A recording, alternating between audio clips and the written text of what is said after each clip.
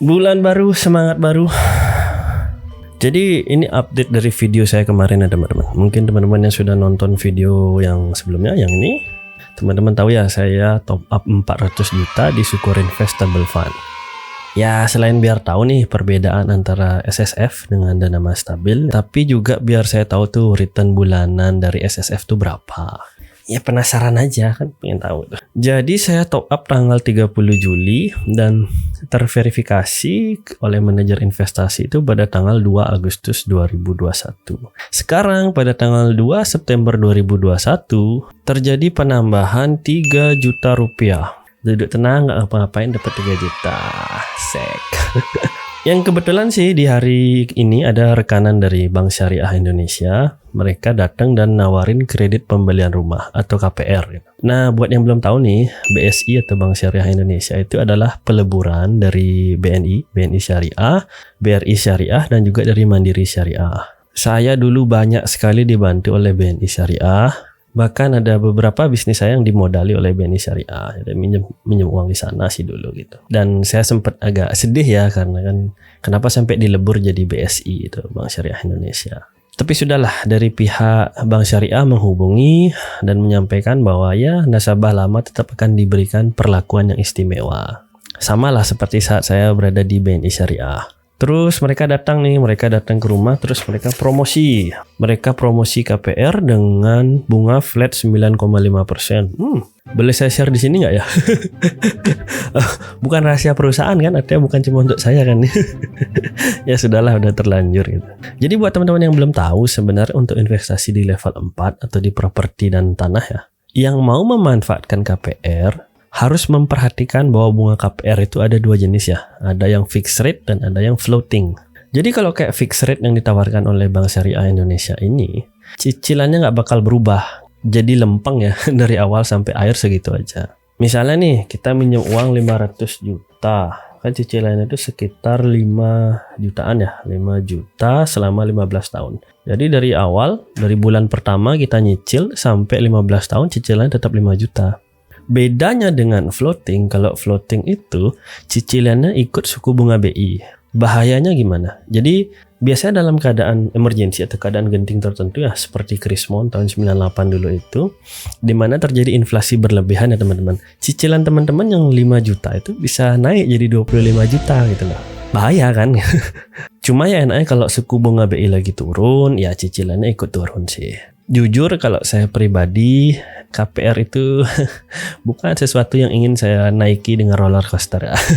Saya ingin KPR yang tenang, flat, dan damai gitu. Yang roller coaster kita biarin di Fin 888. Jadi yang berhak nentuin suku bunga bank, habis itu ada selisih kurs, cuma pihak bank ya teman-teman. Contohnya kayak Bank Indonesia gitu. Jadi nggak boleh tuh ada tetangga sebelah yang nentuin kurs sendiri. Nah, dengan asumsi nih, misalnya saya sebulan dapat 3 juta dari Sukor Invest. Terus saya beli rumah yang harga 300 juta. Ya, anggaplah saya DP, saya down payment 50 juta. Perlu teman-teman ketahui ya, kalau kita beli rumah, walaupun dengan KPR ya, kita tetap harus memberikan DP. Paling tidak ya 30%. Ada sih beberapa yang kalau kenal dengan orang dalam.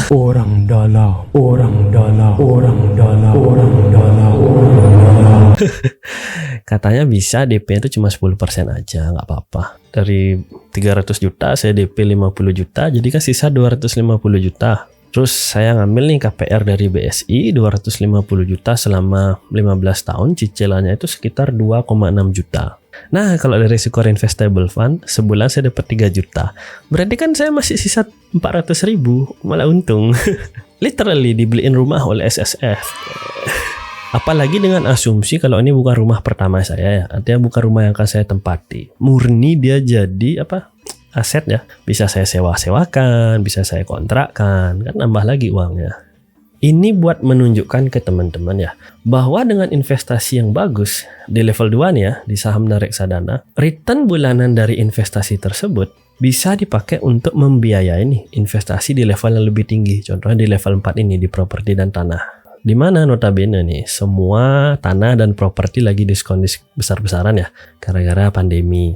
Dan kita berharap di tahun-tahun mendatang setelah pandemi berlalu, semua harga menjadi naik lagi, kembali normal dan naik lagi. Kalau di situasi normal ya pasti harga tanah itu akan terus naik ya teman-teman. Karena apa? Karena kan jumlah penduduk saat ini ada 8 miliar ya. Jumlah penduduk dunia 8 miliar. Dan ke depan pasti akan terus bertambah gitu loh. Sedangkan ukuran bumi kan segini-segini aja. Itu nggak mungkin tambah melar, tambah melebar ya. Kayak perut saya.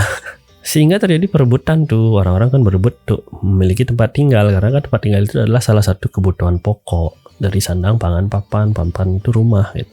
Apalagi nih teman-teman, misalnya dapat kebetulan tanah di daerah pusat pemerintahan yang ada perkantoran, harganya pasti akan naik jauh lagi.